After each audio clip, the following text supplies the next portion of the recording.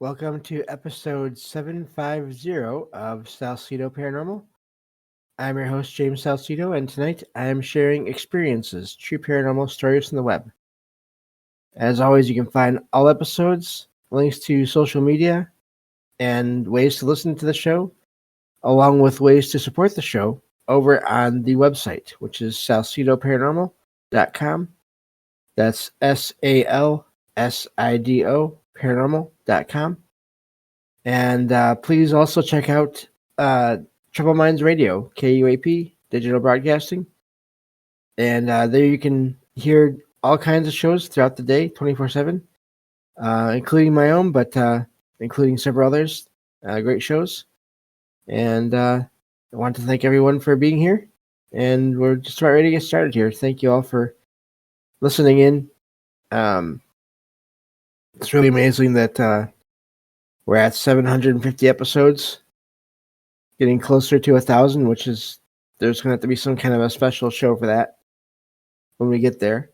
And so yeah, it's it always blows my mind when I look at the episode numbers as I'm doing these shows, because I remember when I first started and I had one episode or a few episodes.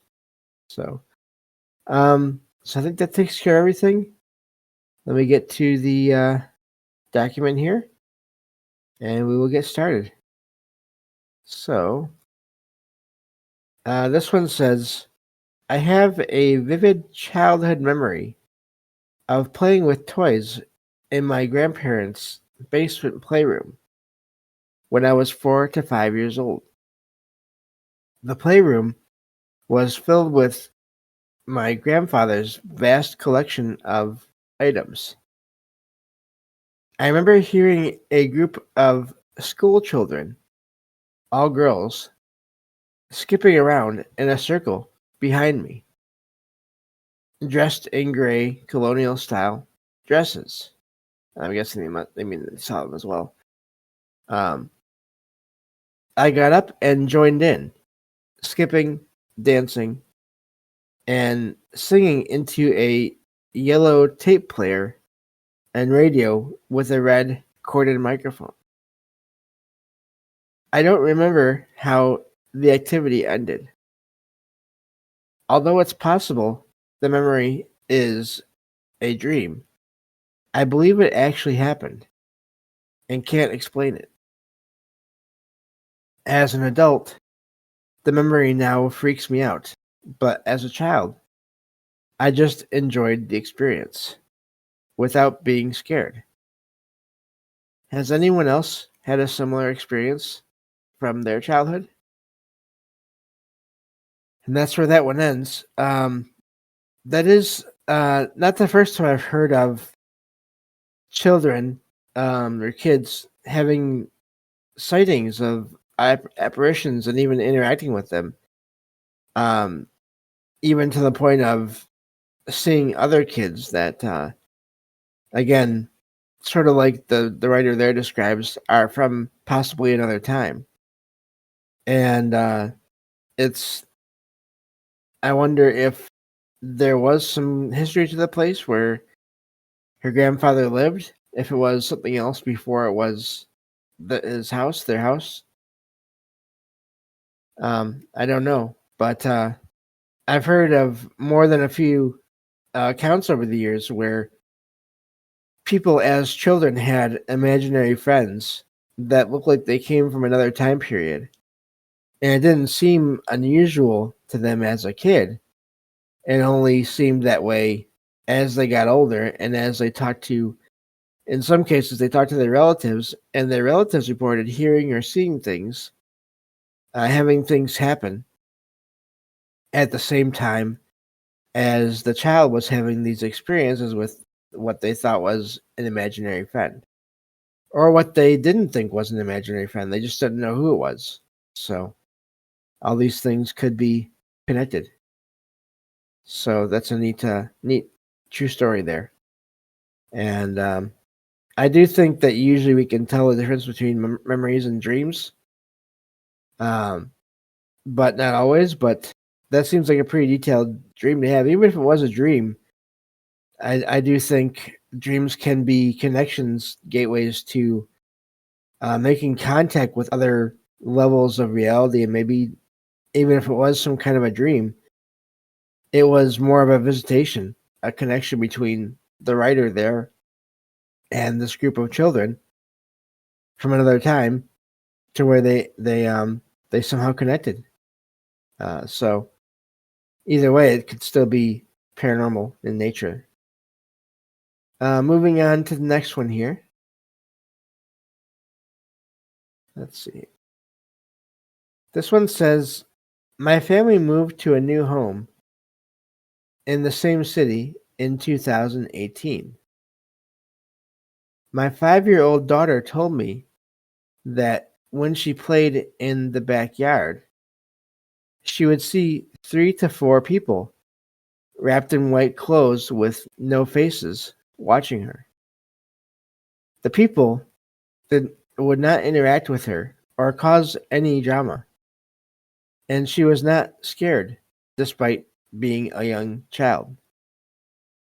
She did not tell us about this experience while it was happening, but only shared it with me later. I wonder why she didn't mention it earlier and why she's sharing it now. Has anyone else had a similar experience? And that's where that one ends. So here again, you have obviously different kind of sighting, but um, another childhood experience. I wonder how much later it is that she told um, her parents, the writer there, about the experience. If it was she was more closer to being like a teenager, or still around that same age, and if they've moved since then, I don't know. But it sounds like there's something going on there at that property, at the very least. Um, and these kinds of accounts of basically these unusual figures watching it, that's not uncommon. As to what they are, I have no idea, but they do happen, and they don't always appear to be the same thing. Um, but there's still so many accounts of that same kind of lack of interaction. Basically, just these presences that are there that sometimes people see, other times they just sense, that are just watching, and you never really know why they're watching or if they're watching the person having the experience, or if it's more of just watching the property. I think it's hard to say. Uh, at least in some cases, like this one here, possibly. So another one here with a childhood experience, and you find that with so many of these accounts, it's either the writer sharing an experience they had as a child, or talking about either their own children, or sometimes nieces and nephews, other younger children, relatives that have experiences. So it's fairly common for our children to have experiences, it seems, just based on the large number of accounts that I find and I've read about over the years where kids have experiences. Moving on to the next one here. This one says, I have been married to my wife for 10 years, and she has occasionally mentioned seeing things that she can't explain. We previously lived in an old school building that was in disrepair and had a spooky atmosphere. But I didn't experience anything unusual there. After moving to a new house, my wife reported seeing a boy with a notebook standing by the door while I was laying in bed. This is the first time she has seen anything unusual in the new house, and she wasn't alarmed by the sighting. My wife is an ER nurse. She does not have any mental health issues and is not prone to hallucinations. And that's where that one ends. Excuse me. Um, so with that one, it seems like a very simple sighting. Um, I don't know who or what it is, but it sounds like the wife has had experiences before, and hopefully it's more of just a residual thing where she's picking up on the energy of someone that used to live there. Uh, I'm almost tempted to lean that way because the husband hasn't had any experiences like that, but who knows for sure? Or the partner, I should say. I don't really know. Doesn't say give details on that aspect of things, but um, so yeah, I don't know, but at least it's not anything that's really frightening or malicious. It's just this image, and I wonder with that too when it's just an image like that. That also makes me wonder about residual energy, even though residual hauntings, residual images and sounds, they can move, but when it's just standing still like that, um, that makes me wonder about that more. So probably a bias of my own there that I lean towards. But so moving on to the next one here. It's funny, some of these stories of experiences, I have a lot to say about them. A lot of questions, and other ones they're straightforward enough where I don't have too much to say about them afterwards. So you never know what's going to happen with these, how long I'm going to spend on each one. This next one says, I was babysitting for a family friend, sorry, when I was 15 years old. And this was the last time that I babysat. I was alone with the baby when I heard what sounded like two sticks hitting each other. It came from the corner of the living room. I didn't feel spooked by the noise. I heard the noise a few times, but I was busy with the baby and didn't think to check into the corner for a source of the sound. When my brother picked me up in his car, I told him about the noise. Immediately after I mentioned this, the noise of two sticks hitting each other became loud and clear, uh, seemingly appearing between our heads. We were both stunned and remained silent for the rest of the car ride home. Can anyone explain this? And that's where that one ends. And with that one,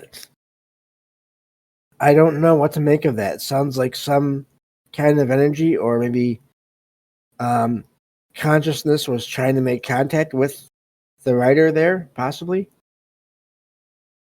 I don't know why the only way they could do it, if it was the only way, was to make that sound.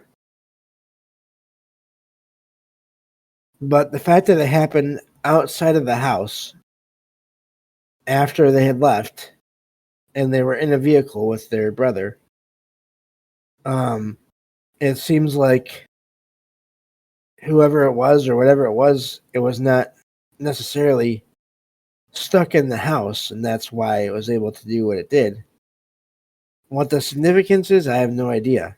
But I wonder if the writer ever heard that again anywhere else, or if it was just those few times. I'm guessing it was just those few times. A lot of times, if it's something that happens over and over again, the person will say so in their account, and it'll be a much longer account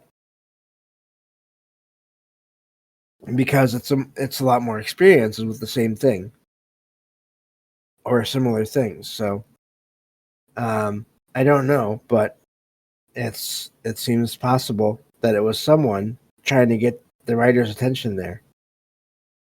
Again, but without more detail or without more interaction, it's hard to know why or how even for sure. So that's really all I can think of on that one. Let's see if we can get a couple more done here before We have to stop for this episode.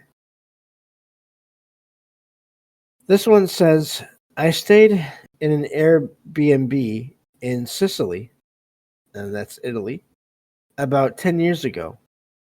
That didn't match the pictures online. The room didn't have any windows, and it was decorated with art similar to that found in coffee shops. The bed was on a mezzanine level. It's a hard word to say, which was nice. I went to sleep and woke up in the middle of the night to a bright white dazzling light above the end of the bed. The light moved slowly towards me. I started to panic and tried to wake up my boyfriend. When I turned on the light, the orb disappeared. This experience was unlike sleep paralysis, which I have experienced a few times before. The next day, my boyfriend talked to the building's doorkeeper about the building's history without mentioning the strange event. We found out that our room used to be a chapel that had been converted into a living space. I still think about this experience often. Has anyone else had a similar experience? Can anyone explain what I saw? And that's where that one ends. Sounds like they saw what could be called an orb or a light. I don't know what it was. I've talked about this before. I think, for all we know, there could be many things or many types of energy or consciousness that could maybe generate that kind of a light. Again, anomalous lights are seen in all kinds of places, in buildings, around buildings, in forests, and in the sky, in the air, and in the sky, and even out in space. So, I feel at this point, like, to me, it seems like there could be many things that are different. Excuse me, that could still result in the same or similar effects to where people are seeing orbs or lights.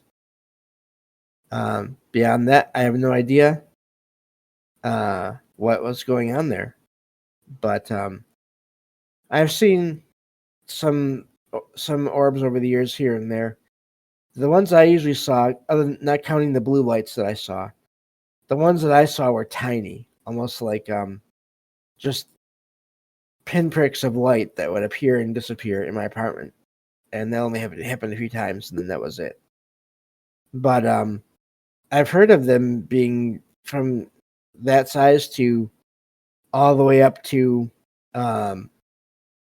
like a baseball or a basketball, just all different sizes. So who knows how or why that works as well. Let's get in one more here at least before we stop for this episode. And all right. So this one says, I have never shared this experience with anyone before, but it still comes to mind regularly because of the bizarre, or how bizarre it was. I was around 8 to 11 years old when this happened.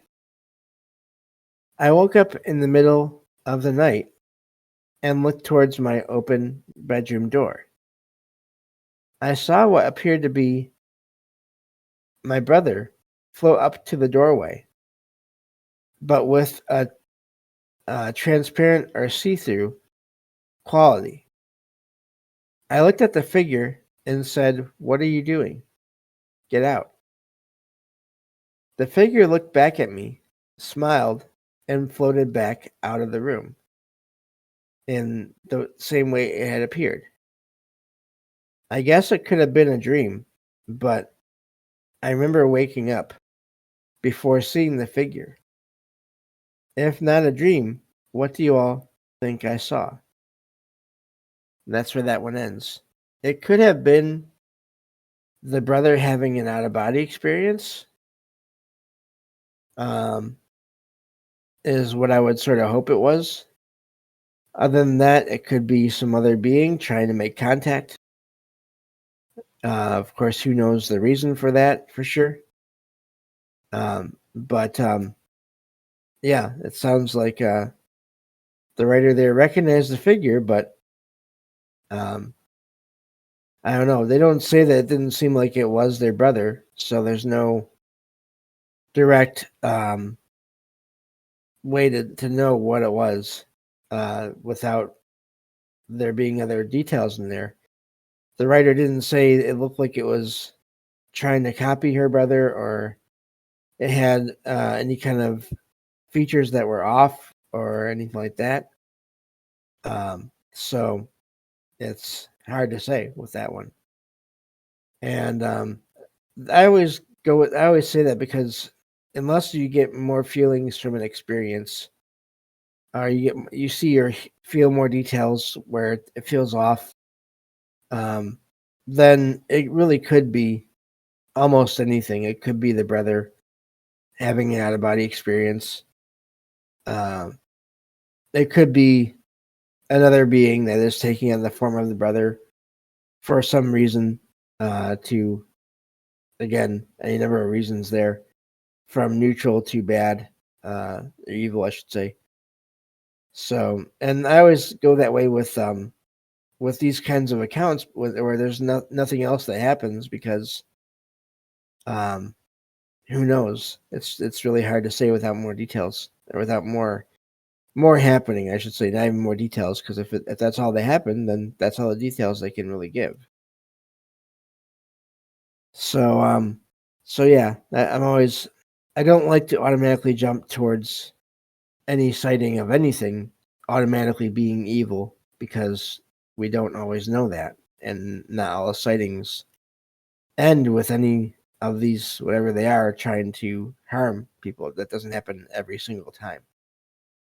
So I also always wonder too, how many ghosts that people see of people that they don't know are just people having out of body experiences, and maybe returning to their previous homes, um, because of some strong emotional connection to them, that kind of a thing.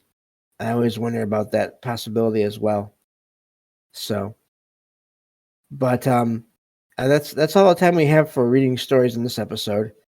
Um, I just want to remind everyone that in March 5th, so not this Saturday that as I'm recording this, but the Saturday after that, will be our next trick or treat episode. That is our call-in show. That where the topics are anything paranormal, which is the trick part, and then anything related to food, which is the treat part. And I've shared the first couple of those on the main podcast feed, but those will normally come out only on Patreon.